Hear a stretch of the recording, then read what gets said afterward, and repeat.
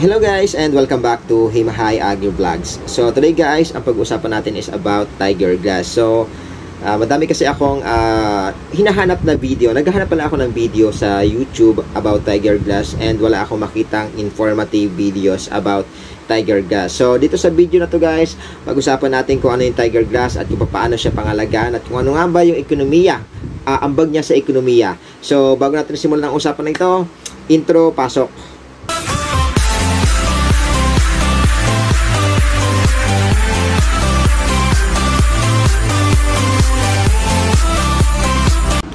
So, ano nga ba ang tiger grass? Ang tiger grass ay kilala rin bilang tambo sa Pilipinas na may malaking potensyal bilang pagkakitaan. Sa vlog na ito, susuriin natin ang mga detalye simula sa pagtatanim hanggang sa pag-ani nito, ang ekonomiyang ambag nito at ang pamamaraan ng pagtatanim na may konsiderasyon sa ating kalikasan. Ang tiger grass na may scientific name na Thyssanulaina maxima ay yumayabong at lumalaki hanggang 2.5 meters. Ang kanyang linear na mga dahon at matitibay na mga panikel ay ginagawang perpektong material para sa produksyon ng malambot na walis o walis tambo na may mataas na presyo sa merkado. Nabubuhay ang tiger grass sa iba't ibang lugar kagaya ng Benguet Province, Ifugao at Mountain Province. Ngayon, pag-usapan naman natin ang pamamaraan ng pagpaparami nito.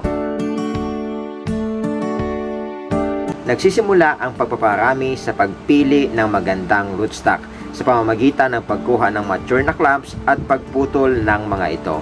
Ang pagre-regulate ng space sa pagtatanim ng tiger grass ay kinakailangan para sa mabilis na paglago nito.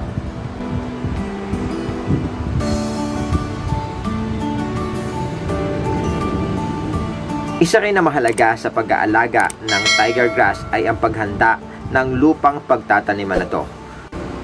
Katulad ng ibang halaman, ang tiger grass ay nangangailangan din ng maayos na lupa.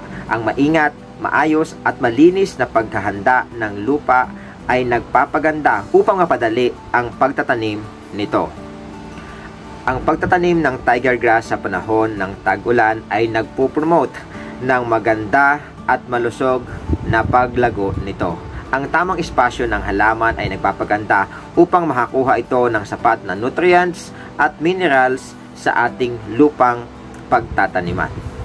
Pag-usapan naman natin mga ka-agri ang pamamahala sa lupa at paglalagay ng pataba. Ang paglalagay ng abono ay nagbibigay ng balansing nutrisyon para rito. Ang pag-a-apply ng mga angkop na pataba katulad na lang ng NPK ay nagpapaginhawa sa tiger grass at nagbibigay ng optimal na pagtanggap ng nutrisyon na nagpapalakas ng malusog na paglago at produksyon ng panikel. Katulad ng ibang halaman, kailangan lagyan natin ito ng sapat na abono sa panahon ng kanyang vegetative stage at panahon ng kanyang reproductive stage. Pamamahala.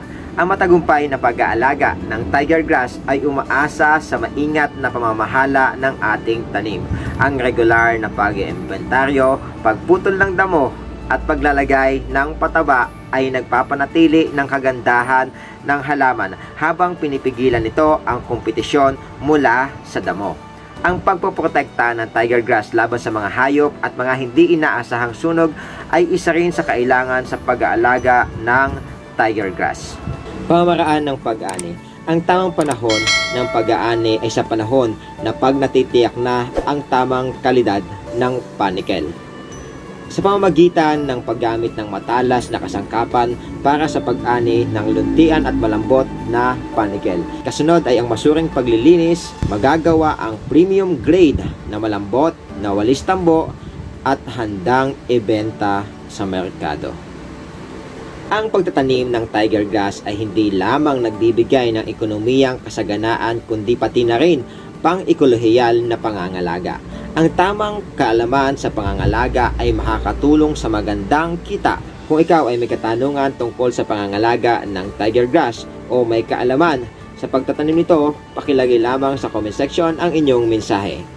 Maraming salamat at huwag kalimutang mag-subscribe dito sa Himhay Agri Vlogs.